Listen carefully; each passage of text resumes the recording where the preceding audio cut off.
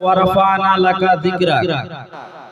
হে নবী মুস্তাফা, হে আমার বন্ধু, হে আমার দোস্ত, হে আমার ফ্রেন্ড, নবী গো, আপনার মান সম্মানকে আমি আল্লাহ বাড়িয়ে দিয়েছি। মহাব্বতে বলুন সুবহানাল্লাহ। আল্লাহ রাব্বুল আলামিন মান সম্মান কার বাড়িয়ে দিয়েছেন? হ্যাঁ হো বলবেন, না হলে বুঝতে পারবেন না কার মান সম্মান বাড়িয়ে দিয়েছে। আমার নবী মুস্তাফার মান সম্মানকে আল্লাহ বাড়িয়ে দিয়েছে।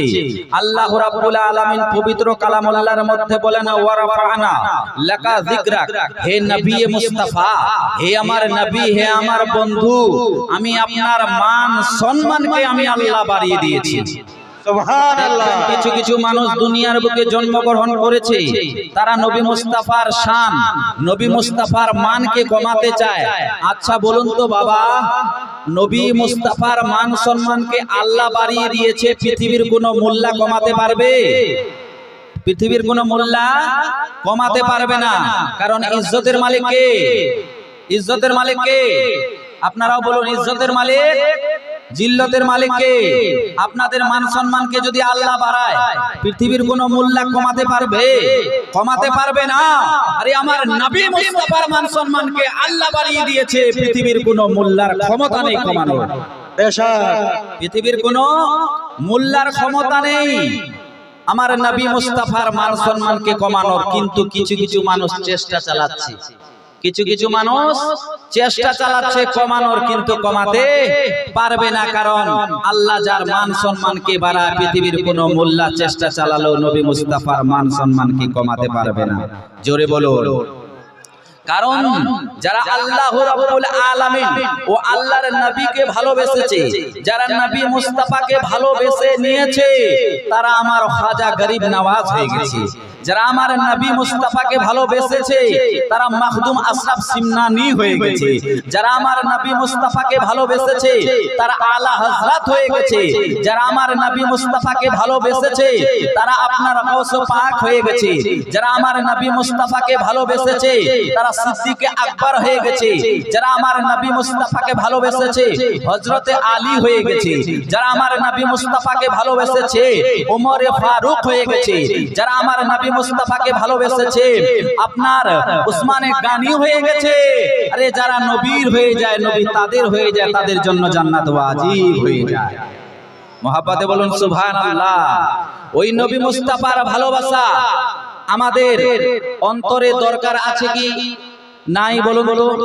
ওই নবী মুস্তাফাকে ভালোবাসতে হবে কিনা? অবশ্যই ভালোবাসতে হবে। কারণ যারা নবী মুস্তাফাকে ভালোবেসেছে, তারা সাহাবী হয়ে গেছে। আর যারা নবী মুস্তাফাকে ভালোবেসেছে, তারা জান্নাতি হয়ে গেছে।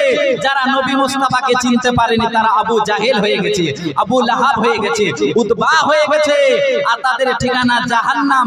আর যারা নবীর মুস্তাফার প্রেম প্রীতি, নবী মুস্তাফার ভালোবাসা অন্তরে রাখতে পেরেছে, তারাই হচ্ছে সাহাবী, আর তারাই হচ্ছে জান্নাতি। বলুন সুবহানাল্লাহ। তারাই হচ্ছে কি জান্নাতি। আসুন আপনাদেরকে নিয়ে যাই বাবা, নবী মুস্তাফাকে ভালোবাসতে হবে কেমন। যেমন সাহাবায়ে কেরামগণ ভালোবেসেছেন আমার নবী মুস্তাফাকে। আহলে সুন্নাত ওয়াল জামাতের আকীদা। কিছু কিছু মানুষ বলে থাকে যে আপনার শবে বেরাতের আপনার আমরা যে ইবাদত বন্দেগী করি রাতে, ইবাদত বন্দেগী করেন তো আপনারা? রাতে আমরা ইবাদত বন্দেগী করি, কোরআন শরীফ তেলাওয়াত করি, নফল নামাজ পড়ি, দিনে রোজা রাখি। কিছু কিছু পৃথিবীর মোল্লা জন্মগ্রহণ করেছে, তারা তো কিতাব পড়েনি। তারা বলে থাকে যে এগুলো নাকি শিরক, এগুলো নাকি বেদাত, এগুলো বেদাত। আরে আমার নবী মুস্তাফা ঘোষণা দিয়েছেন ওই শাবান মাসে আমার নবী মুস্তাফা বেশি বেশি করে রোজা রাখতেন। আচ্ছা আপনারা বলুন তো, রোজা রাখা কি গুনাহ আছে? গুনাহ আছে?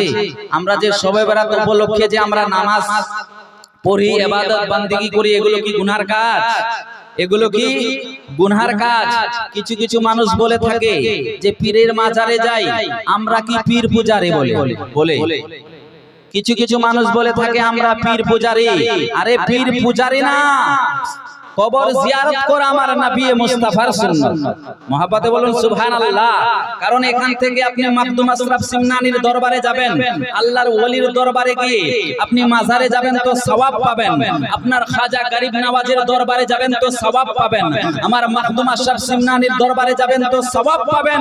কিন্তু আমার নবী মুস্তাফার রোজা পাকে যখন চলে যাবেন, আমার নবী মুস্তাফার হাদিস আন ইবনে উমর ক্বালা ক্বালা রাসূলুল্লাহ সাল্লাল্লাহু তাআলা আলাইহি ওয়াসাল্লাম মান যারা কবরি ওয়াজাবাত লাহু শাফাআত। বলা যাবে না? মহব্বতে বলুন। পীরের মাজারে যাবেন তো সওয়াব পাবেন, আমার নবী মুস্তাফার রোজা পাক যখন বাবা জিয়ারত করে নেবেন, আমার নবী মুস্তাফা বললেন সেই ব্যক্তির জন্য আমার শাফাআত করা ওয়াজিব হয়ে গেল। শাফাআত করা কি ওয়াজিব হয়ে গেল। কিছু কিছু মানুষ বলে থাকেন যে আপনার নবীকে তারা কি বলে যে মাটির মরার পরে মাটিতে মিশে গেছে। বলুন নাউজুবিল্লাহ, বলুন নাউজুবিল্লাহ। নবী কি করেছে? মরার পরে মাটিতে মিশে গেছে। আর আল্লাহ রাব্বুল আলামিন আমার নবী মুস্তাফার এক হাদিস যে আনাবি দারদাই ক্বালা ক্বালা রাসূলুল্লাহ সাল্লাল্লাহু তাআলা আলাইহি ওয়াসাল্লাম ইন্নাল্লাহা হাররামা আলাল আরদ আন তাকুলা আসাতাল আমবিয়া ফা নবিয়ুল্লাহ হাইয়ুন ইরজাকুন ইন্নাল্লাহা হাররামা আলাল আরদ। আল্লাহ তাআলা সমস্ত নবী ও রাসূলদের বডিকে মাটির জন্য খাওয়া হারাম করে দিয়েছে। মাটির জন্য খাওয়াকে হারাম করে দিয়েছে। কেউ যদি বলে যে নবী মুস্তাফা মরার পর মাটিতে মিশে গেছে, তার কথা মানবো না হাদিসের কথা মানবো? বাবা একটু হ্যাঁ ও বলুন। তার কথা মানবো না হাদিসের কথা মানবো? কারণ নবীগণ মরার পরে তারা কি কিছুক্ষণ ওনাদের কিছুক্ষণের জন্য ইন্তেকাল হয়েছে। কারণ যদি নবীগণ না মারা যায় তো কোরআনের আয়াতকে অস্বীকার করা হবে। কারণ আল্লাহ পাক কোরআন পাকে বলেন কুল্লু নাফসিন যায়কাতুল মাউত, যার ভিতরে রূহ আছে, যার ভিতরে আত্মা আছে, তাকে কি মৃত্যু স্বাদ গ্রহণ করতে হবে, চাকতে হবে। তো আপনার কিছুক্ষণের জন্য আম্বিয়ায়ে কেরাম নবী ও রাসূলগণ তাদের মৃত্যু হয়েছে, ঠিক, এটাও ঠিক, কিন্তু তারা নিজ নিজ কবরে জীবিত। আল আম্বিয়াউ আহইয়াউন ফি কুবুরিহিম ইউসাল্লুন। মহব্বতে বলুন আল আম্বিয়াউ আহইয়াউন ফি কুবুরিহিম ইউসাল্লুন। নবীগণ নিজ নিজ কবরে জীবিত, শুধু জীবিত না, তারা কি করে? আল আম্বিয়াউ আহইয়াউন ফি কুবুরিহিম ইউসাল্লুন, তারা নিজ নিজ কবরে নামাজও আদা করে। বলা যাবে না সুবহানাল্লাহ?